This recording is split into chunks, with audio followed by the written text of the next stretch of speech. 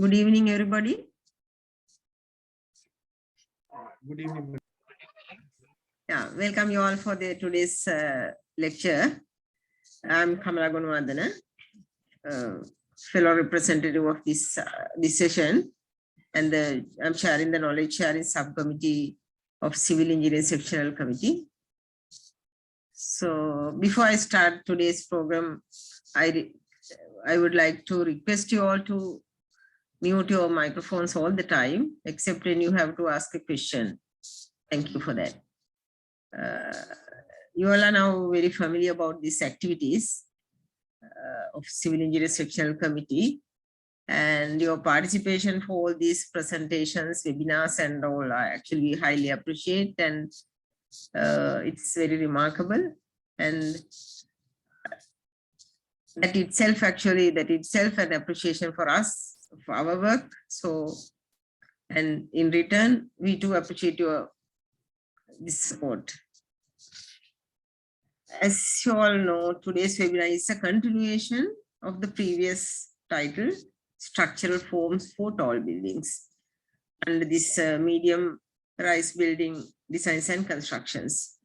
It is done by our Professor Jaisinghe, and this is the 8th lecture from this series. So we can start the lecture today, right now, but I think Professor will join soon. I had joined.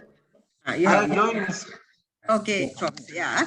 So today's start in this one, and I'll call upon our eminent personality of Professor Jaisinghe.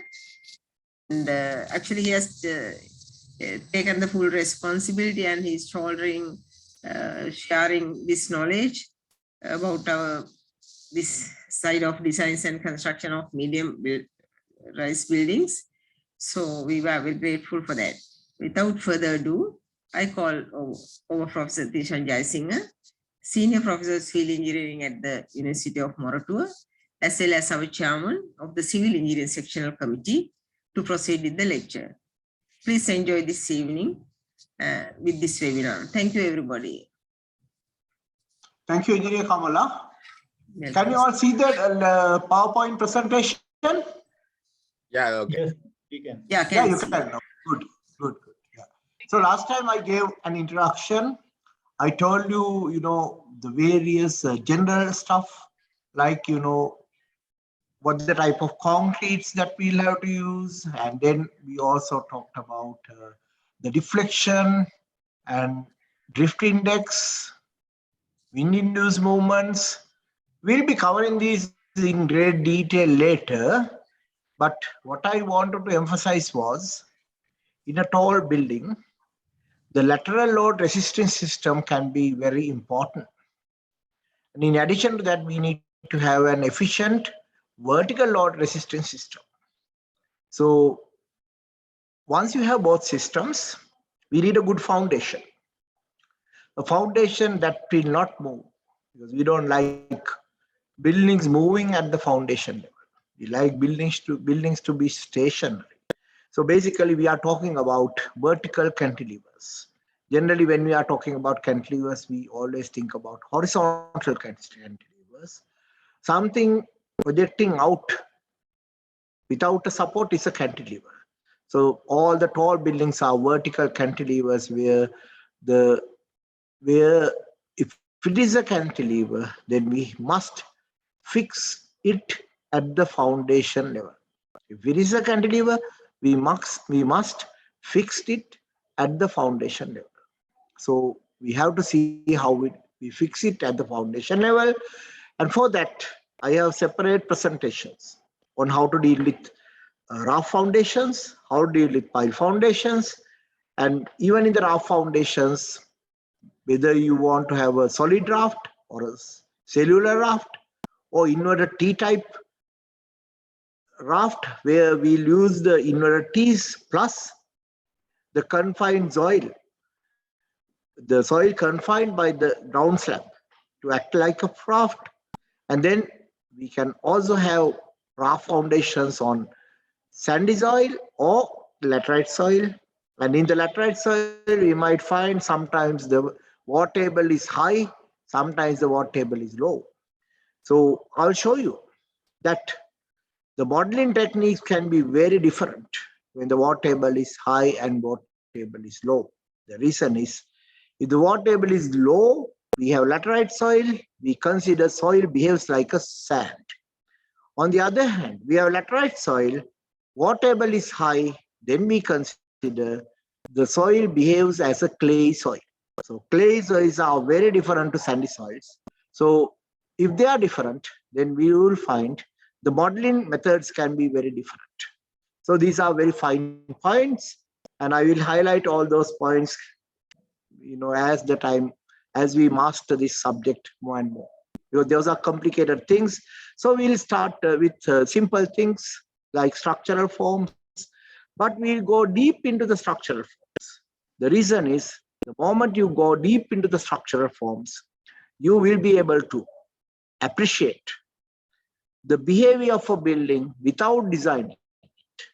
So when an architect comes up with a building, and they will say, this is the core, this is the form, then when they say that, you would say, okay, I can see that, according to the layouts that you have given, I can make use of this type of structural form, but unfortunately your building is too tall for that type of structural system to be successful. Because of that reason, we have had so many additional things to make it successful. And for that, you have to allow us some machine flows at certain levels or something like that. So you can continue the discussion. And the moment you start the discussion in this fashion, where you give reasons for your decisions, rather than saying, okay, I'll give a try, but rather than doing that, you look at the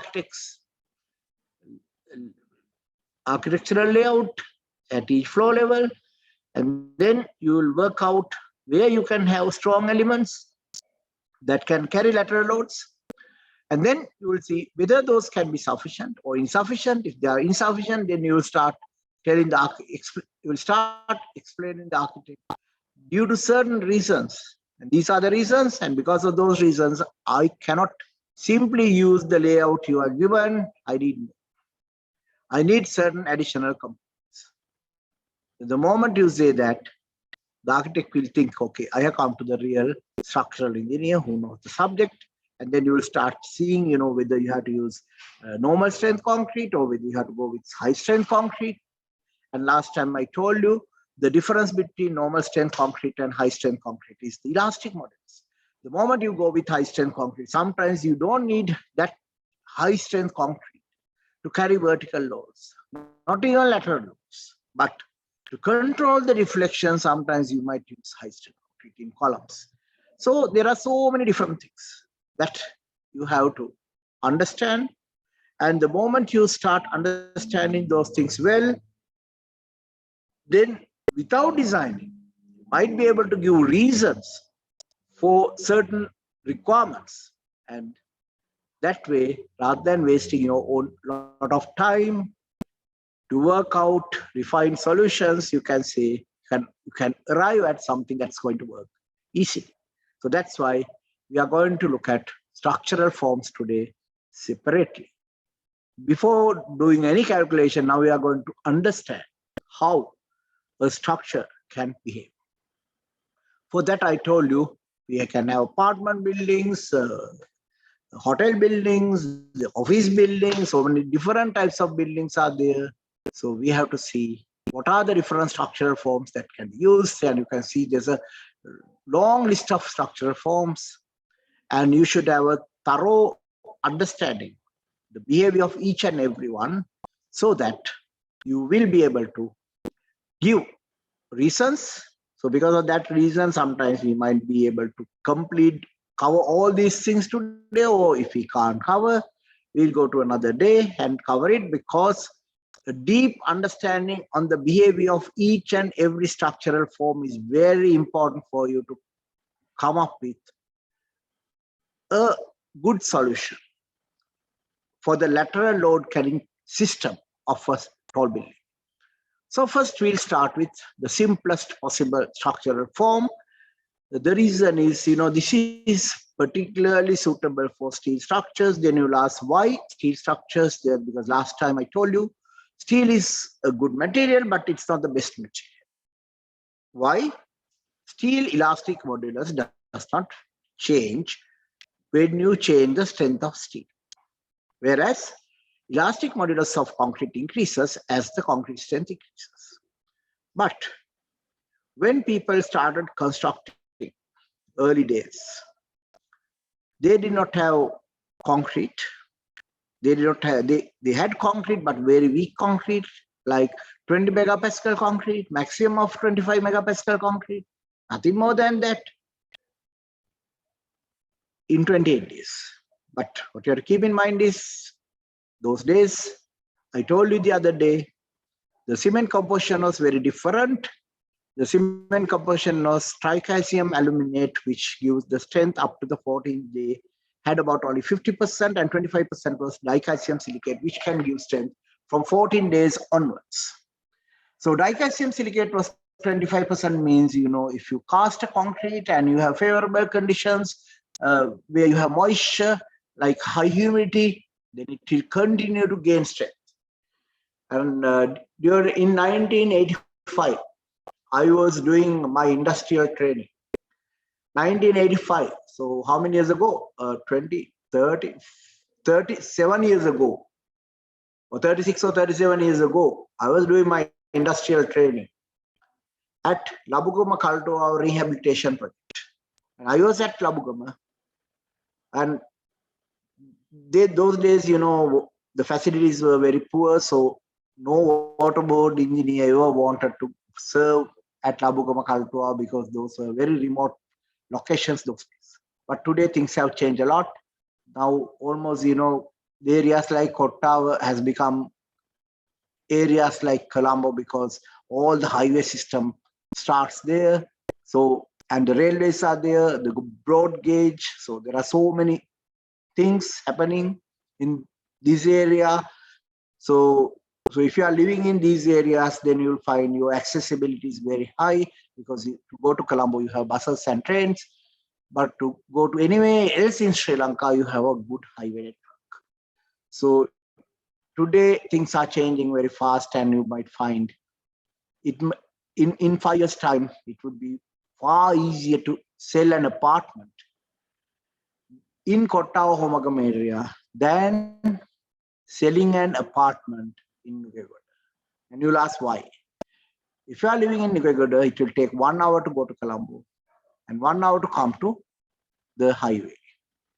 If you are living in Kottawa Homagam area, you will find the train services there. With less than 1 hour, you can go to Colombo.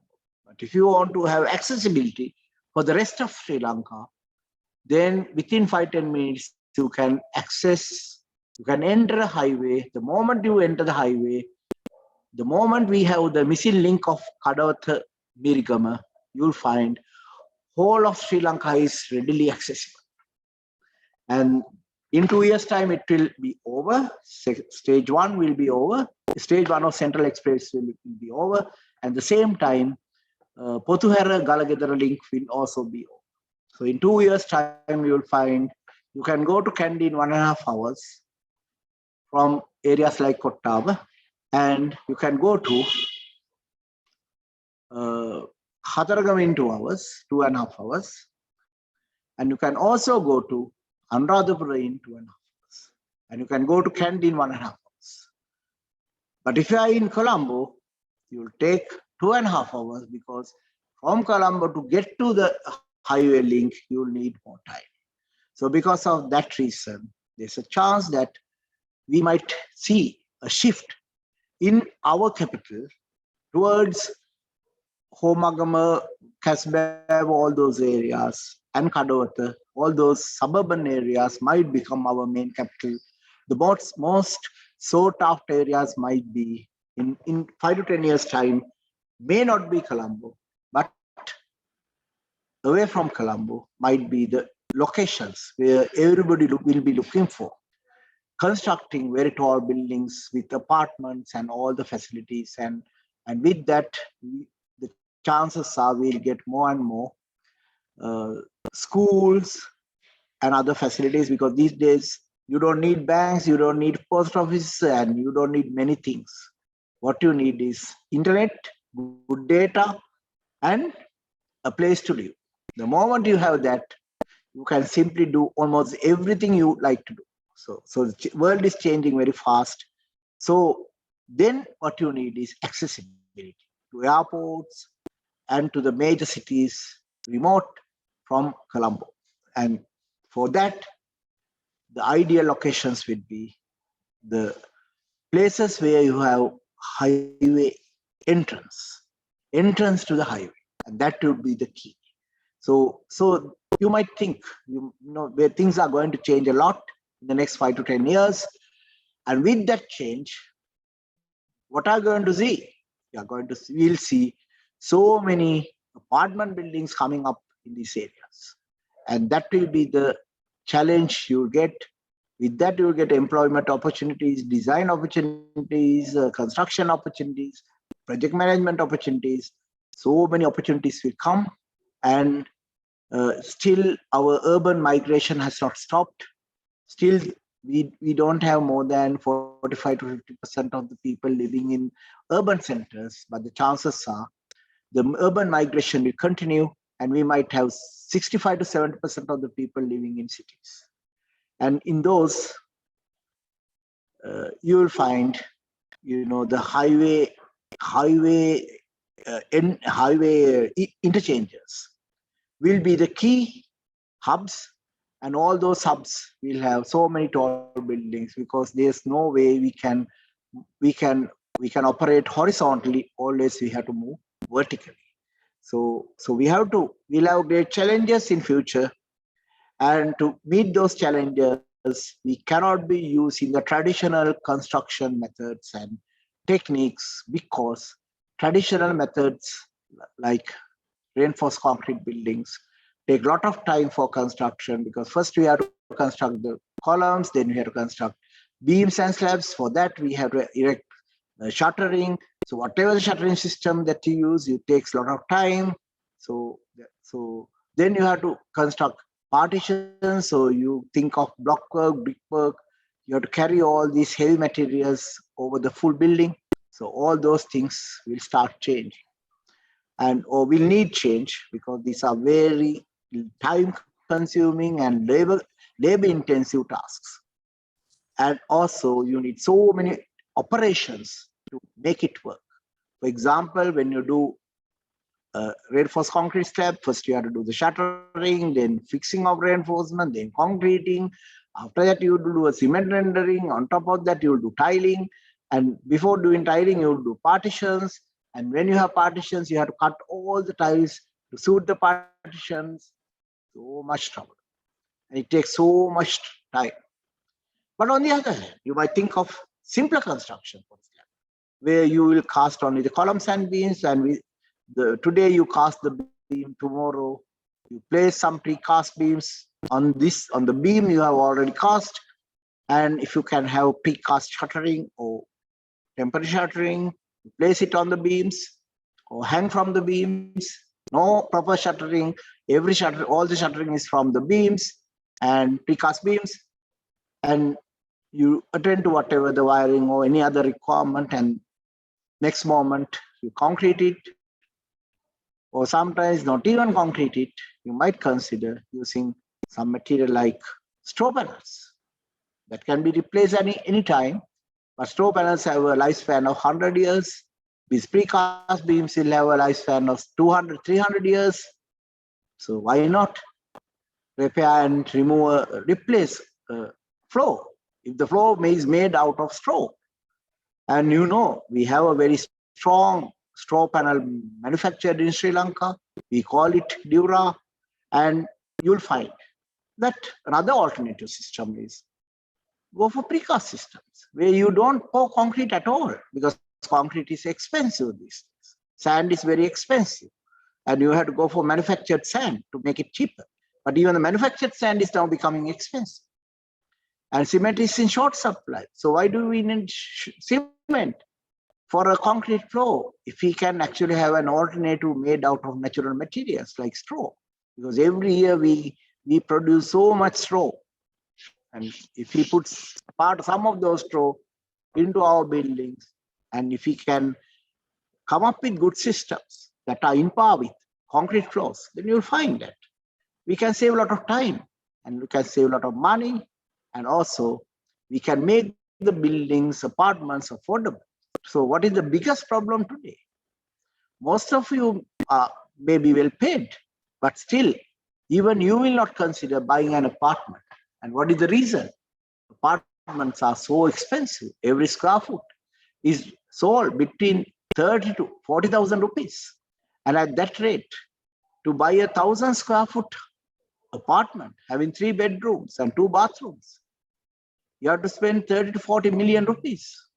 And most of the people will find they have to pay huge bank loans for a long period of time if they go for that kind of apartments. And can't we make it 20,000 rupees a square foot with new technology? And that's where the challenge lies. So what we have to say is we need a lot of research done in universities. We need people who are brave enough to adopt these things. But unfortunately, what happens today is all the construction materials, systems, everything is determined by whom? A very uneducated marketing team. Marketing team says, okay, if I am to sell an apartment, it can't have block work, it must have brick. The marketing might say, you must have reinforced concrete steps if you are to sell it. Then what happens?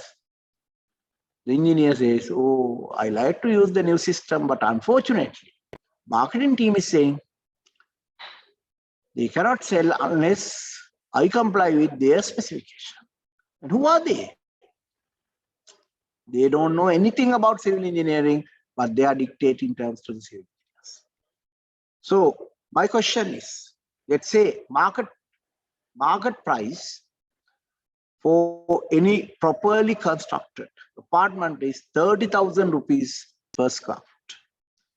Let's say we constructed something with different materials but the same performance. One way or the other, we met the performance. And we say, I'm going to sell it for 20,000 rupees per square foot. If you are going to say it, do you need a marketing team to market? What is the answer? If all the people are selling at 30,000, you make a product which looks the same, and you give a 50-year guarantee on your product because you are sure that it's going to work. And then you say, I'm selling at 20,000. Do you need a marketing team to sell? Manjula, what do you think? If you are selling at 2/3 the price, do you need a strong marketing team? Or you need only few advertisements where people come and grab your product? What do you think, Manjula?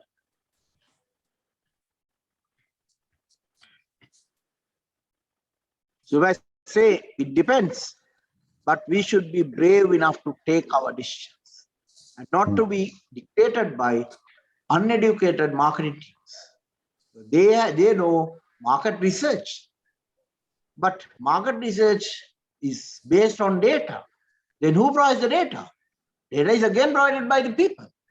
And what the people know? What the people know is only about the product that is available. So how do you convince somebody that you have a product out of different materials, but the performance is same? How do you do that? You'll go for something called display house. So before constructing the actual one, you will construct something exactly the same as what you are going to sell using your new techniques. And then you will bring people, make it display. People come in numbers because you are marketing it at 2/3 the price. And then you do market survey with these people to see what they think about yours. And if they are all happy with the finishers, because what they say is only the finishers finally, and your finishers are exactly same as the finishers in any other expensive house. And you are giving a guarantee on your product, what will happen? Then you'll find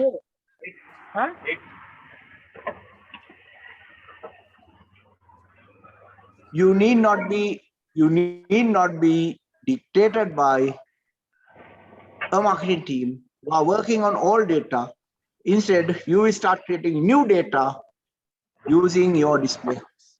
So these are the strategies that have been adopted by the developers in countries like Australia. And I was in Australia in 2003, and I was associated with a huge development in Brisbane, and it was some 35 kilometers from Brisbane called Spring Hills, and they started selling lands at very cheap prices. And those days you could have bought a house in those places for something like 50 to 60,000 Australian dollars, because the land prices were very low. And when I went to Australia in 2018, I visited these places. And it was all different. Because now two things have happened. One, now there's a railway line connecting Springfield to Brisbane. So people can travel from Springfields to Brisbane town in less than 30 minutes. Number one. Number two, a lot of people have found it appreciates very much. So because of that, they have bought houses in Springfield. So now Springfield is a completely different place. When I went there in 2003, it was all, bare land, few houses. Now today it's a completely different, well-developed housing scheme, a massive housing scheme, having about 20,000 or 30,000 houses. A lot of people in Brisbane, working in Brisbane, are living in Springfields, and it's considered as one of the most sought after places. And then you'll ask why I took this example. The example is, it was considered as a green project. So they allowed a lot of new systems, new materials, and all the companies constructed display houses and then did it. And then there's another importance for that. The person who has actually floated this idea of a massive development was born in Sri Lanka. And I think he was born in Jaffna. And then he migrated to Australia. Now he's a very successful businessman there. And he developed this idea. And those days we also, had a lot of discussions, and we had a lot of research going on with them. So when I was in Brisbane, Queensland University of Technology. So what you have to see is always think positively and think about new systems that can reduce the need for traditional materials and methods. So to do all these things, you again need to have deep understanding on the structural forms and how they are going to behave. So today, first we'll look at steel, and the reason for steel is we started constructing tall buildings by using steel. So if you have steel, how do you take lateral loads? So if you want to take lateral loads, for example, if you want to take vertical loads, you can have a truss, a cantilever truss, a truss cantilevering from an abutment can carry vertical loads. So if you want to have horizontal loads on a vertical structure, then you need to have a truss, again in the vertical direction. And here you can see what you have is a truss. What you have is a truss. The moment you apply loads, the loads can be resisted, and finally the loads will be transferred onto the connection with the foundation. So just look at it as a truss in the vertical direction. And if you can't understand it properly, look at a cantilever truss in the horizontal direction. And apply loads, analyze it, get some idea, analyze it by using a simple program like SAP 2000. SAP 2000 is a very sophisticated general purpose package, but very simple to work. You can understand, wow, it has no black boxes. But so that's why, it's so important that you start with SAP 2000, then start learning ETABS after that, because ETABS has so many black boxes. There are so many, ETABS can do so many things without your knowledge. And so unless you are aware what is going on, you can get wrong results. And we call it garbage in, garbage out. You give wrong data, you get wrong output. So to understand whether you are doing the right thing or the wrong thing, first start with a general purpose package. If you have not done much modeling, always start with a general purpose package like SAP 2000, because it does not allow you any simplifications. It simply give you the basic stuff, and you have to develop your own model from the scratch. And you don't have any black boxes that will do some specified things automatically. In SAP 2000, you have to do it. You have to think and get everything done on your own.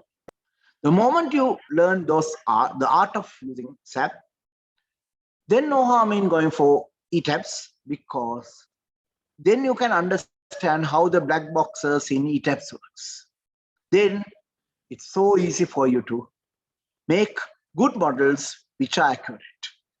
And then, if you can also use MIDAS, and I think now we have made it accessible, but there are so many complaints that, now people are using these 3-month versions for commercial use. So please don't do that, because this package is for you to look for the future, but it's given free for a 3-month period to help you to learn it.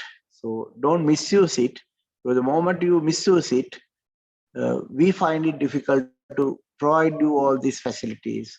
So just use it. Don't use it for commercial purposes.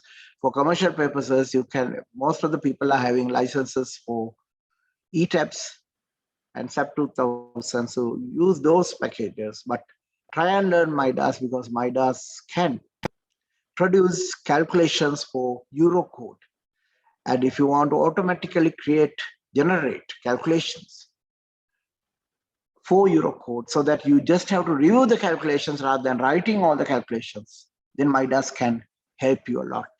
So learn the good things about MIDAS, and if you think you want to use it, you can buy the license for your company, or you can ask, if you are working for a government agency, you can ask your bosses to buy ETABS for your office, so that you will be able to make use of the knowledge you gain through ISL support for your wealth creation. So that's how you have to look at it. So don't use this package that we have provided free of charge as a trial for commercial purposes. Always use it for educational purposes.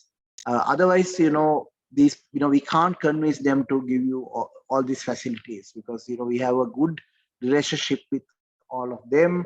The reason is, many universities, we are using it as the key teaching tool, and we pay a lot of money every year to keep the licenses going. And our expectation is you will all learn it, but don't misuse it. Don't misuse it.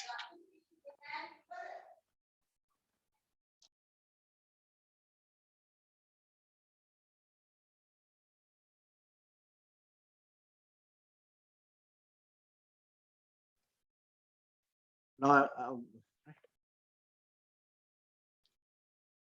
right, so we look at lateral assistance is provided by diagonal members that act together with main members. Diagonal members form web members of the vertical truss. Columns act as chords. So basically, it's a vertical truss. And one of the main disadvantage of bracing is those can be in conflict with the location of doors and windows. So you cannot freely provide doors and windows because there are diagonals everywhere. So the bracings are usually arranged around the lift shafts and stairways. But the problem of arranging the bracings around the lift shafts and stairways, the size of the trusses can be small. If it is a tall building, you might find the lateral stability is provided by the bracings, but the deflections are too much. The movements are too much. The accelerations are too much. So you can have enormous systems can be weak. So you can have problems. So because of that reason, then people have developed heavy mega trusses. The truss outside the building, you make it a feature of the building. And because it's a feature of the building, what happens? You can see the truss from outside. So you can see it's a steel building. So the architect has to come up with some kind of window system where he will hide the truss as much as possible, or he will come up with a feature where he will show the truss readily so that it can be seen, but he makes his architectural features. So whatever it is, there are so many steel buildings in the world, and most of the tall steel buildings are in America, because they were very fond of using steel buildings, tall steel buildings. But even in America, now the trend is changing, because now they are finding concrete, which is based on natural materials, can be made super strong, and the codes also allow us to use super strong materials. So concrete is very fast gaining popularity. Now let's see the behavior of a truss. The truss can behave in two modes. One is the cantilever mode. The other one is the shear mode. This is shear mode, this is the cantilever. So the difference between cantilever mode and shear mode is cantilever mode, curvature is 0 at the bottom, curvature is maximum at the top. Shear mode, curvature is maximum at the bottom, curvature is 0 at the top. So what is the combined behavior? Combined behavior is at the bottom, cantilever mode dominates, at the top, shear mode dominates. So it goes in one direction, after that it comes back. So it goes in this direction, then it comes back. So that is the behavior that you can expect in a truss.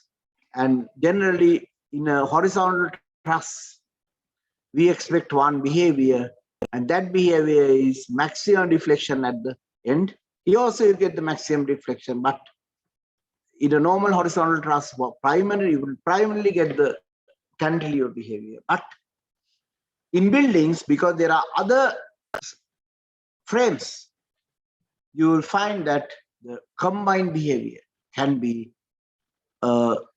one which is dominated by cantilever behavior at the bottom, and then again dominated by the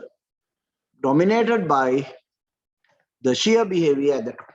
So always keep in mind this happens because there are so many other frames in the structure, and those frames also contribute to a certain extent, and because of that reason you can get both cantilever mode and shear mode.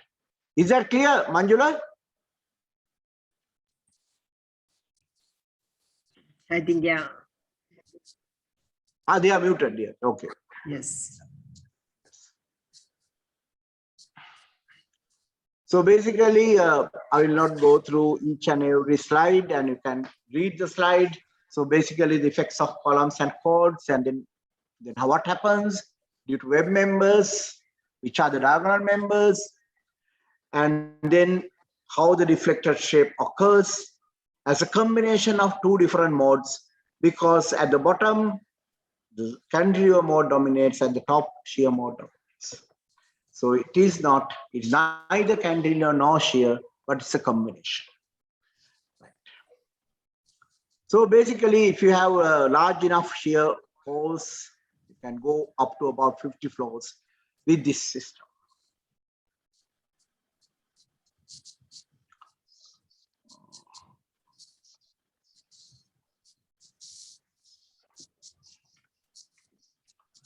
So rigid frame structures.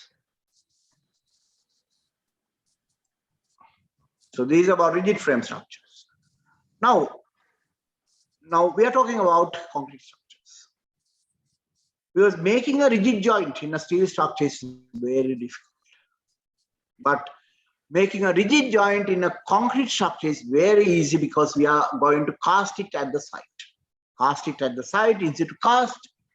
So when you in situ cast beams and columns with continuation of reinforcement, what will happen? What is the type of joint you get? You get a rigid joint, a properly connected joint. Before the rotation of the joint, the angle between two members is 90 degrees. After the rotation of the members, still you find angle between two members is 90 degrees. And that type of joint is called rigid joints. Rigid joints. So what deforms is the beam and the column, but not the joint. Joint remains as 90 degrees before and after the deformation. Can you see the definition? The definition is before and after the deformation, joint angle is 90 degrees, but you can have deformations in columns, you can have deformations in beams.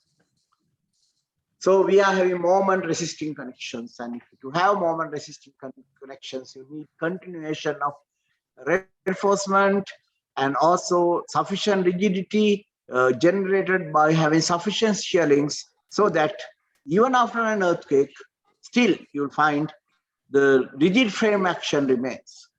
So what will happen if the rigid frame action disintegrate? Or you lose it during an earthquake. What could happen in a structure with rigid frame structure? It can collapse. So it's very important. If you are using this system, adoption of earthquake details is very important. If you are in a zone which can be considered as earthquake prone. But in Sri Lanka, we are lucky. But the last earthquake of significant magnitude occurred in 1614 on 14th of April, so nearly over 400 years ago. And that was a very severe earthquake. And I'm sure some of you would have heard about it. Some wouldn't have any clue. So what actually happened was there was a huge cloud of smoke that was emitted by the fault that generated this earthquake. And that cloud covered the setting sun. So around 4 o'clock, it became all very dark. All very dark. And the birds that was flying in the sky caught up in the dust cloud died. And they would have died due to the dust or due to some poisonous gas that was emitted. So we really don't know because it happened 400 years ago. But these are all written accounts of the people who have seen the earthquake. And those days, people who saw the earthquake wrote what they saw. And these records are available in our National Archives. So even today, we can get a reasonable idea of what happened 400 years ago.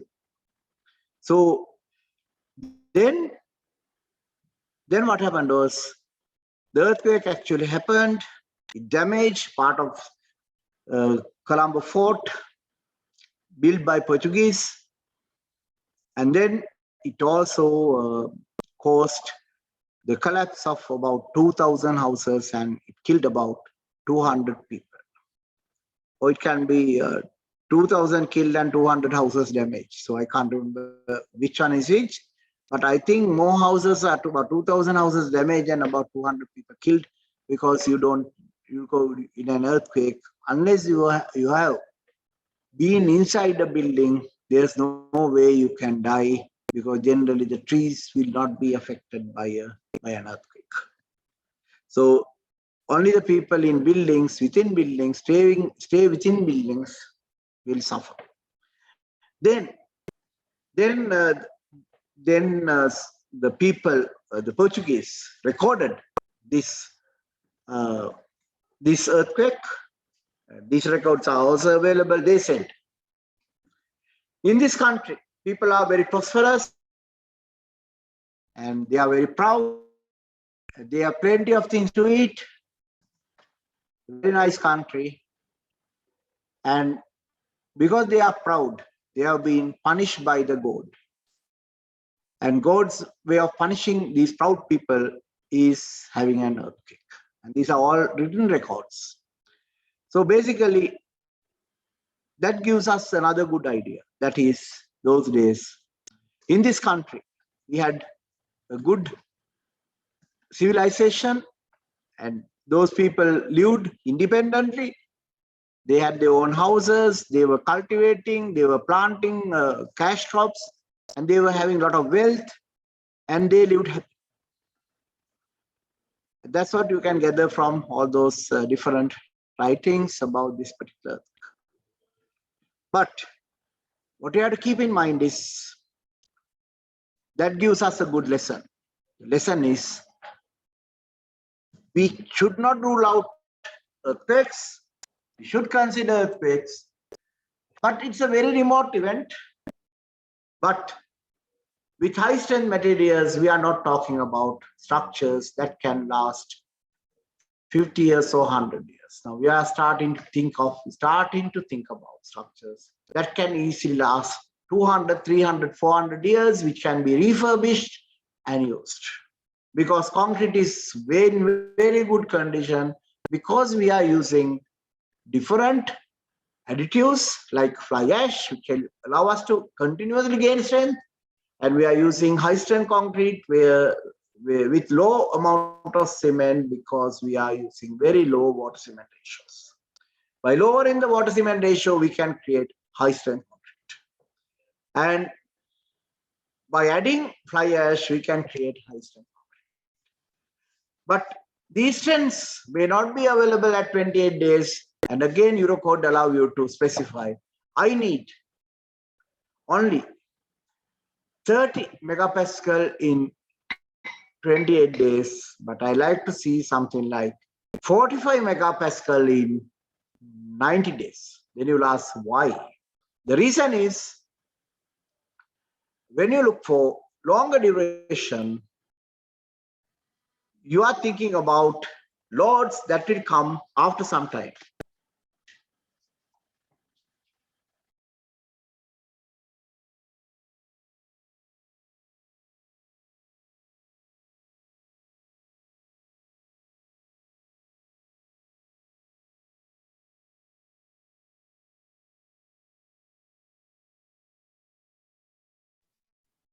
So you'll ask, why 90 days? Then I will say, are you going to construct the structure in 28 days? No. We might have 30-story, 40-story building. What are the chances that you will complete the building in less than 90 days? There is a chance. So if you are not going to construct the building in 90 days, within 90 days, why do you need very high strength at 28 days? That's a good question. So, but unfortunately, British courts will not allow you to have all these strengths specified at longer durations. But Euro codes allow you to specify anything you like, because it gives strengths, equations for strength development and so on. On the other hand, you can also do it by using set of laboratory experiments. Or on the other hand, you can go to a local manufacturer of admixtures, like Mr. Ravi, Millennium Technologies, Ravi Nissanka. Mr. Ravi Nissanka is very good in helping you with concrete technology, because he has nearly 30 years of experience helping the industry by manufacturing his own admixtures and doing so much, so many cube testing, so that he has wealth of knowledge. And if you are not sure, always consult a person like Mr. Ravi Nissanka, provided that you are going to use his admixtures. He will certainly help you to solve all your problems, because he has enormous knowledge on this subject. And if you like, I can actually get him to do one lecture on concrete technology with admixtures for you. Engineer Kamala, what do you think?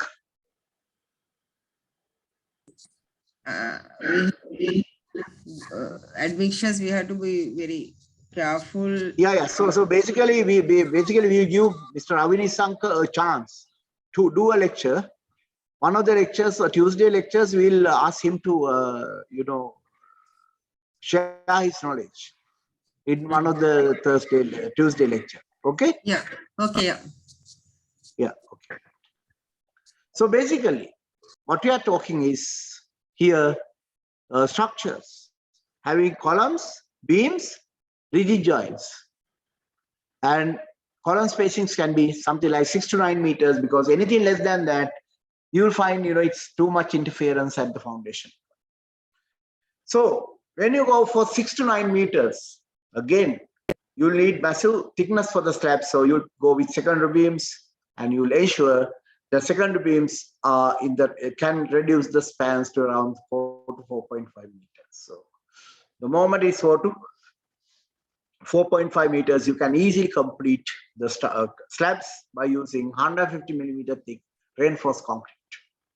And that way you can save a lot of steel, because you have less concrete, means you need less steel to control cracking. You have a lot of steel, lot of thick concrete, then you need a lot of steel to control cracking. So always it's cheaper to go with second beams and slab in Sri Lankan context, because our labor is still not dominating. Costs are still dominated by the cost of the materials. So any country where the cost of the material dominates the construction cost, then it is cheaper to go for more labor intensive thin slabs than using thick slabs, which needs very little labor. So that is the theory. But in the countries where the labor is so expensive, anything extra to save material will not become worthwhile, because saving on time and saving on materials is not saving in time is important, but not saving in materials, because the labor costs are so high. Right. So basically, you can go up to about 20 floors, but one of the drawbacks of this system is, as you come down, you can see the bending moment increases on the structure due to lateral loads. And these heavy bending moments might need stronger sections as columns, and also stronger sections as beams. So if you are needing bigger beams in this area, the bottom area, what is the problem? The problem is, when you are doing a build structure, you always like to standardize the form. So the moment you try to standardize, one of the requirements is never change the sizes as you go up, change the reinforcement. Never change the sizes, but change the reinforcement. So basically, if you have the frame only, no shear walls, you can go up to about 20 floors. But the problem is, you might need bigger beams in these areas. And columns is not a major problem, because people generally accept that every 10 floors, you might have a different section for the column. It is accepted. But if you are going to say, I'm going to change the size of the beam as well, then there will be many unhappy contractors. So they say, I'm going to have, my main problem is the slab, I'm going to have a proprietary system. Once I order it, I can't change the size of the beam. So the good practice is, select a reasonable size for the beam and then adopt it everywhere in the building. But don't select something like,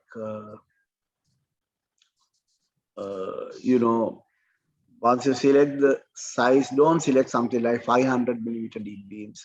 So generally in tall buildings, you will go for something like 600 millimeter deep beams. The reason is, when you have 600, you might find you can carry a bending moment as low as 30 or 40 kilonewton meters to 250, 300 kilonewton meters using the same section.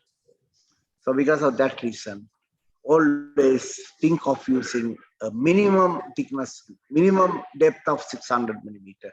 But if you want, you can define that as the maximum depth as well, because we don't want anything less than 600, and at the same time, we don't want anything more than 600.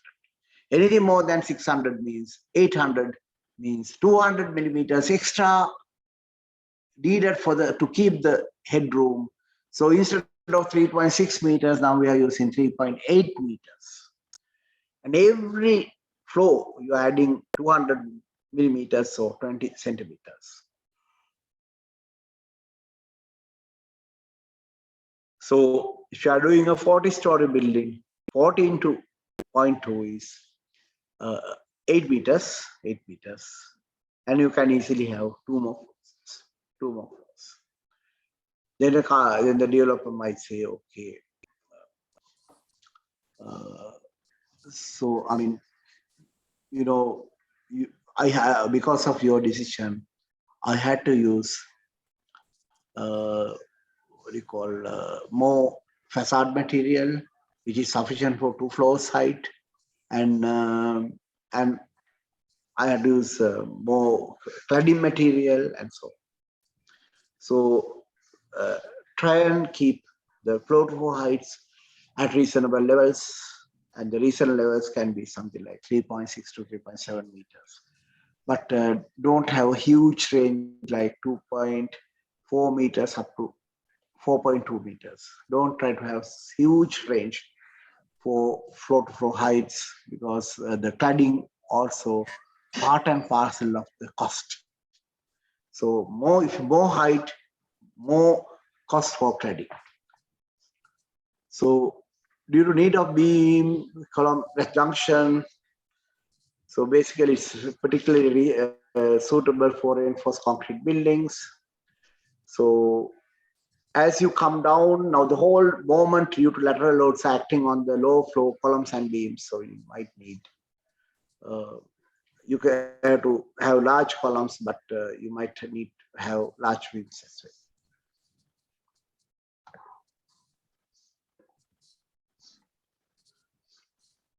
Right. Now, just one moment.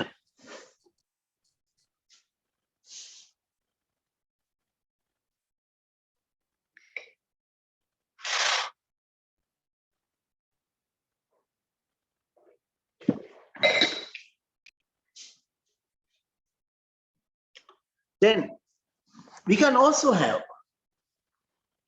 another system which was very popular in the Eastern Bloc countries, and that is use of infill walls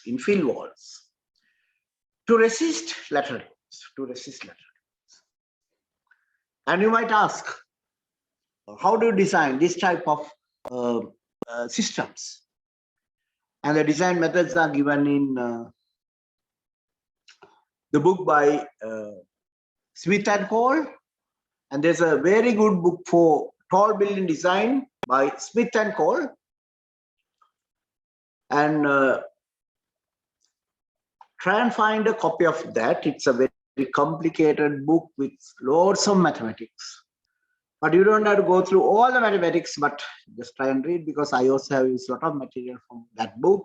It's one of the finest books ever written, but both authors are dead now. They are no longer living, but it's a fantastic book. But again, you have to keep in mind when you are reading, it covers the way that the theory has evolved before the computers. So because of that, there are a lot of theories in that book that cover the fundamentals of tall building behavior fundamentals. But these days, now we are going far beyond what is in the book, because today we have computers, we have software, and we can model the same structure with finite element method. Because we can model the same structure with finite element method, we can see the behavior ourselves. Right? We don't need theory to determine the behavior. We can make a model and see it ourselves. But to know whether the results given by the computer is correct or wrong, what do you need? You need some knowledge, and you need to know what the theory says.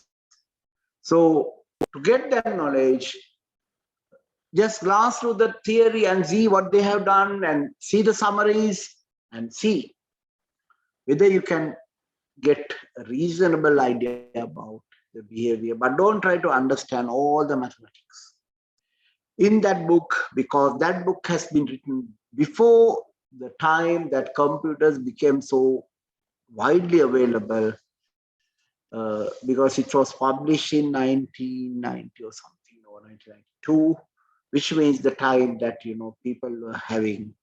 Do you know the strength of the computer, a reasonably good computer in 1992, 1991? It was only a 486 machines. Not even the Pentiums, no what do you call i3 or i5 or i7 series. So those days in 1992, laptop of yours would have been something like a supercomputer. But today things have changed a lot. But still, you have to always keep in mind, garbage in, garbage out, which means unless you get an idea about the behavior by going through the mathematics, then it's hard to say whether you have used the correct method for modeling, or also whether you are getting the correct answers. So basically, when you look at these structures where you have beams and columns, and then we infill them with masonry, and we expect that masonry to carry all the lateral loads. But what can go wrong? So basically, you can't change any of the partition walls as you like. So that is the first thing. What is the next thing? You can't change the partition walls as you like, because they are there for a purpose. And secondly, you must know the properties of the infill material. You must know the properties of the infill material. So for that, you will have to make models, load it, get the basic properties, predict the behavior, and so on. And for that, again, there's a research paper published on engineer transactions, ISL transactions, 1998. And because it was on transactions, you can download it on internet, and that particular paper won Professor E. Pereira Award for the best paper.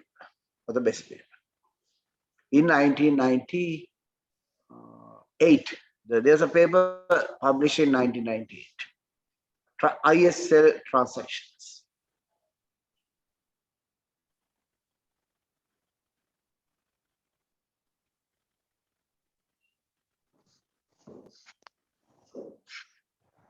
So just look at that paper where the properties of Sri Lankan bricks have been used to see the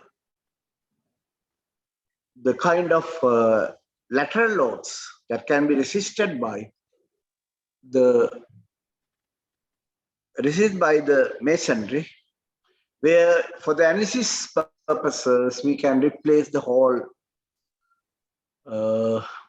masonry panel by using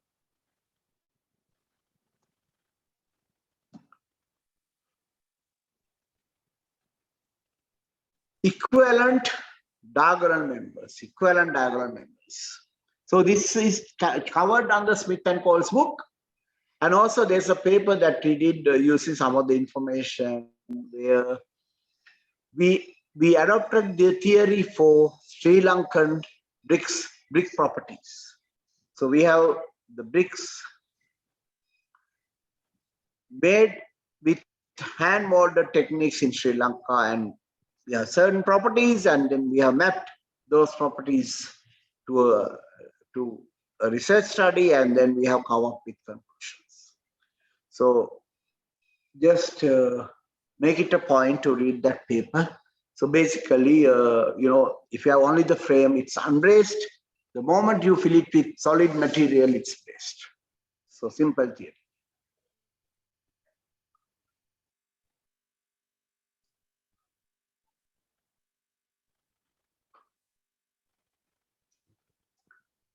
Because these masonry panels can be removed without warning, what is said is, don't use these as the primary lateral load resistance system. Always have a moment resisting system using the beams and column junctions. But if you want additional strength, you can rely on these additional things rather than increasing the size of columns and beams. So if you somebody asks, I like to have more strength, more safety, then what you do is you will make the size of the columns and beams bigger and make it stronger. But it's not necessary if you have good partition systems, regular partition systems. Then basically you can model those and determine the kind of additional strength that can be given by the frames, and then you can add the lateral load resistance of the frame and lateral load resistance of the infield panels, so that once you combine both, you have a factor of safety well over 2.5 or close to 3. I told you that the system has been used in Russia in big way, because when Russia was a socialist country, some 30 years ago, or more than 30 years ago, they had a policy. The policy is each and every citizen should be given a house. But they did not have enough material and so on, so they went for very simple systems.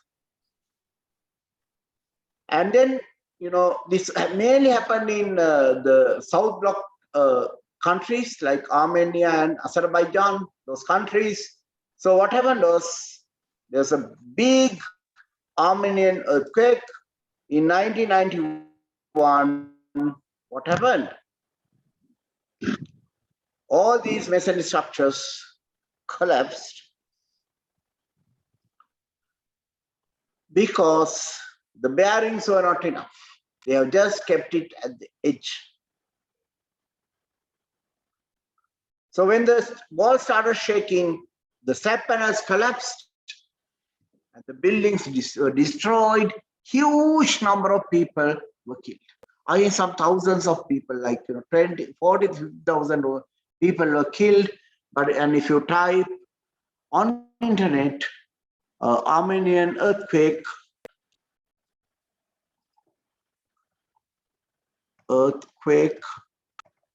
in Armenia,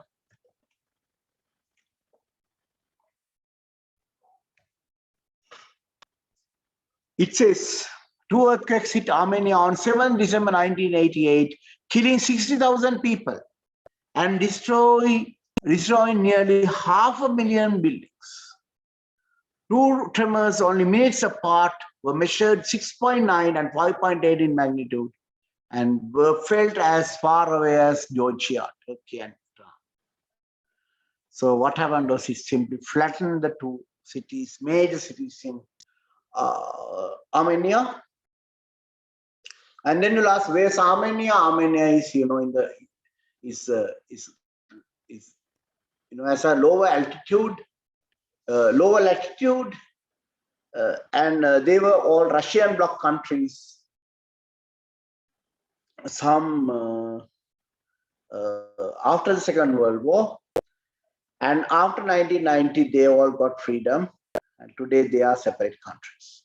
And you would have also seen that Armenians and Azerbaijan people have been fighting each other. So basically, what you have to see is, If you have bad construction, poor structural forms, a structure collapses in an earthquake, the damage is 60,000 people killed and 500,000 houses destroyed. So these are true events. These are true events. And from these true events, you can see there's a lot of damage that you can expect when you do not have proper systems. And the problem with masonry is sometimes you tend not to tie masonry properly. And when you don't tie masonry properly, you can run into enormous problems. So basically, when subjected to lateral loads, the infill behaves like a strut. So basically, mainly the infill panel goes into compression, and it will act like a compression member, and then there can be some kind of cracks occurring due to the deformation of the panel, and these cracks occur due to shear failure or tensile failure. So all those failures are covered in sufficient detail in that paper. And if you want more information, always refer the book by Alex Cole and Smith and Cole. I think the first house is Alex Smith and Smith and Cole. Just a moment. The name of the book is Tall Buildings by Smith and Cole.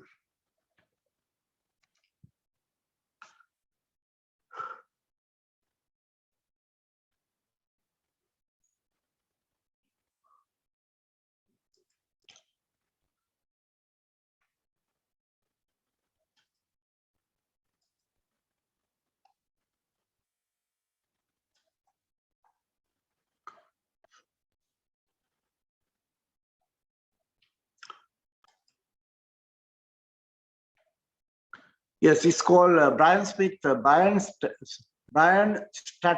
Smith and Alex Cole. Alex Cole and Brian Stratford Smith. So that is the book. So it's one very good book,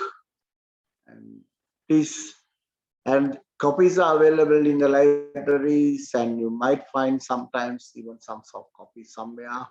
And one day the other, read the. Then the main challenge in infill panels is the quality of the masonry used. Quality of the masonry used.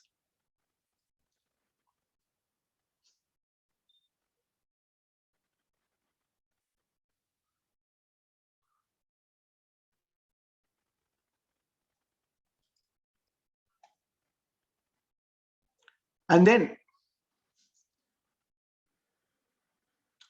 now, if you can rely on these infill materials to carry all the lateral loads, the frames can be designed primarily to carry vertical loads.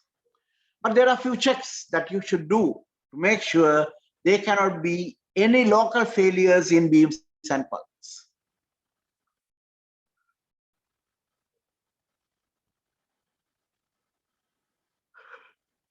And it is strongly recommended, when you do not have shear walls, design the frame as unbraced, but you can improve the strength by having infill panels.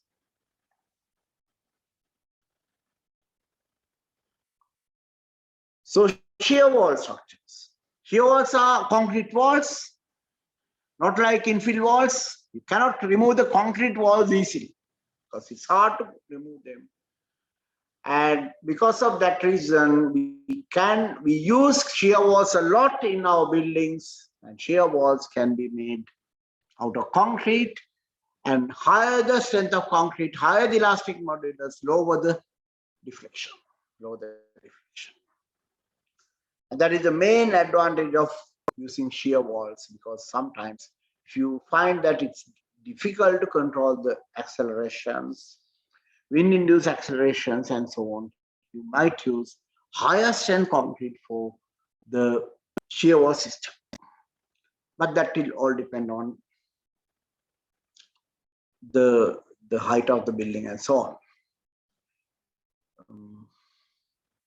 So this is a typical example, and sometimes these days we don't use these kind of extra columns at the corners, but nothing says that you cannot use it, can use it, but you have to make sure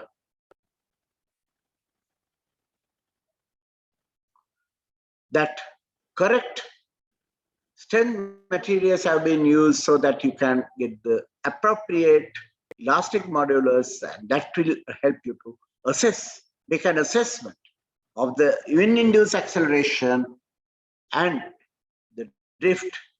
The drift will come from the computer modeling, and wind-induced acceleration will come with all the other parameters plus the properties of the building like natural frequency.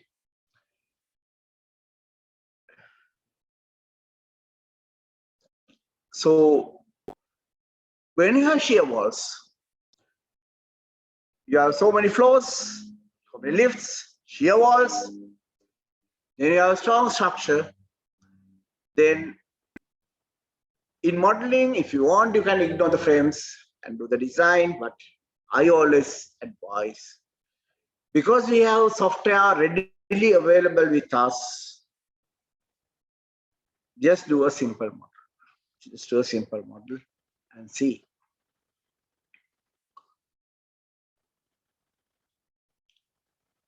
The interaction between the frame and the wall.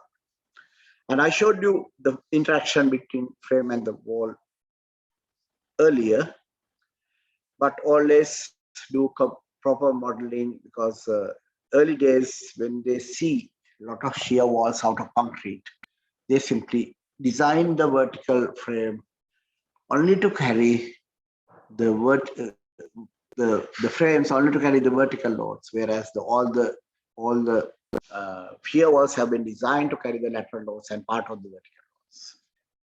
That is the way it happened, but you have to always keep in mind you can't have high strength materials and control the drift very easily. So if you want, you can use high strength materials only for the wall. Again, when you are talking about high strength materials, you will not go for 28 days strength, because knowing very well, because you have added 15% or more fly ash, these concrete walls are going to gain strength over a long period of time. And as it gains strength, your building will become strong and stronger, no movements, and then you can say that I have designed a wonderful building because I did not rely on 28 days strength, I relied on 90 days strength also.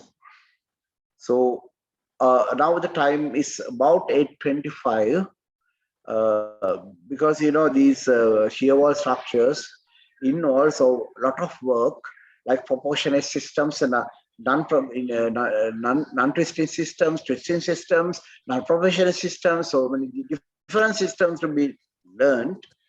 So we have only about few minutes more.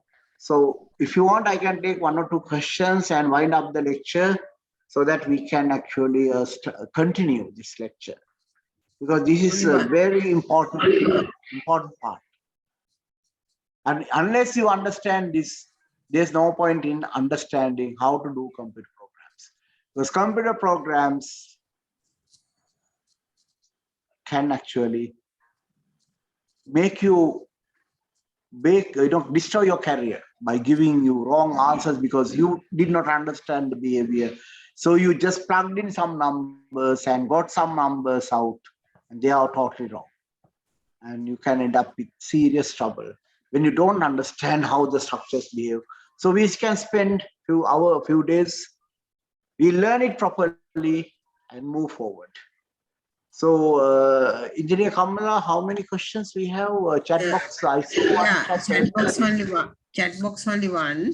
Yeah. So that is about ties. Yeah, that is about ties. I mean, in BS 8110, you have ties. The same rules are available in Eurocode as well. So simply do the check, and if you use very similar rules, they are very similar to British codes.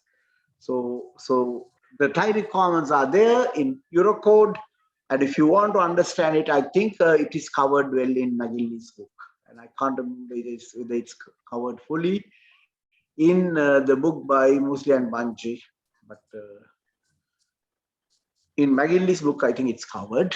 So basically, I mean, just if you are familiar with Bayes 8110 and you have design ties, then simply, you don't have to do many calculations. I mean, very similar equations, you can adopt the tie requirement. That's the only question we have. Anybody else having questions, please, you can raise it. Yeah, there was one raise hand. Engineer Premathilaka. Yeah. Who is that? Yeah. What is the question, please? Yeah, Engineer Premathilaka, you can ask that. Be silent. Engineer Premathilaka, would you like to unmute and ask the question?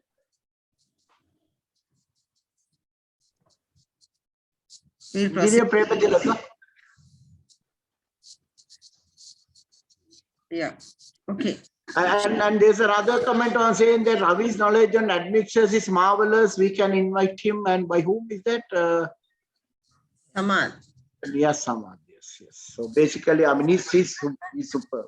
His knowledge is superb. And if you want even things like beyond the codes, you say you need 120 megapascal concrete where the code allows you only 105 megapascal. I'm talking in terms of cube strength.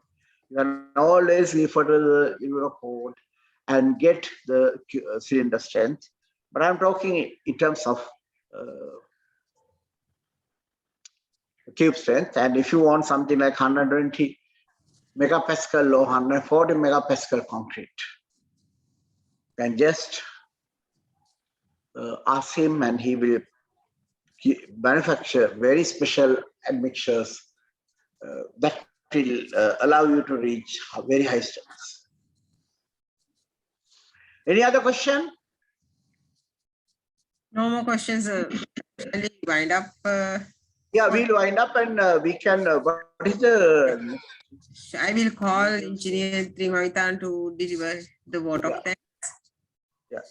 Okay. Yeah. Good evening, everyone. So I would like to use this opportunity to give vote of thanks. First of all, the Professor Jai Singh. Always you are encouraging everyone. So I can remember my university life as well. So the today lecture actually the continuation. So I hope that it should continue for the next session as well, because there are a lot of things to learn. For the participants. So I hope that the next lecture will be the most important lecture that you are going to cover.